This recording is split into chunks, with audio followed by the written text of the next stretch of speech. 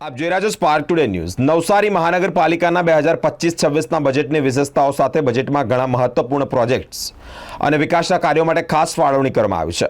રૂપિયા 847.13 કરોડનું આ બજેટ નવસારીના વિકાસ માટે મહત્વનું બજેટ સાબિત થશે। મિત્રો, સોલિડ વેસ્ટ મેનેજમેન્ટ માટે પણ લાખો રૂપિયા ફાળવાયા છે। નવીન ડ્રિંગ રોડ અને તળાવના વિકાસ તેમજ મહત્તમ રકમ ફાળવાઈ છે। નવસારી મહાનગરપાલિકા બન્યા બાદ રજૂ કરવામાં આવેલું આ પ્રથમ બજેટ શહેરીજનોને વધુ સારી સુવિધાઓ અને આરામદાયક જીવનશૈલી માટે મદદરૂપ બનશે તેવું લાગી રહ્યું છે।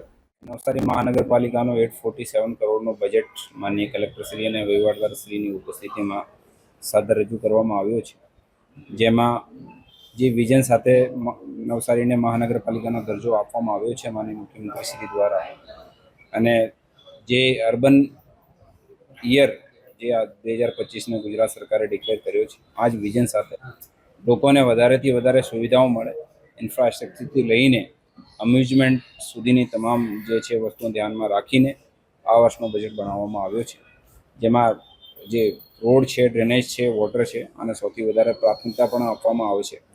પબ્લિક ટ્રાન્સપોર્ટેશન છે, પછી ડિજિટલ ગવર્નન્સ છે, આને બધાને જે છે વધારે પ્રાયોરિટી આપવામાં આવશે। અને આના સાથે સાથે લોકોને જે છે સુવિધાઓ જે છે, લોક સુવિધાઓ સિવિક સેન્ટરના ભાગરૂપે આના ઘરથી પાસેથી જ મળી શકે છે। તો ICCC છે અને સિવિક સેન્ટર છે એ પણ વિકાસવામાં આવશે।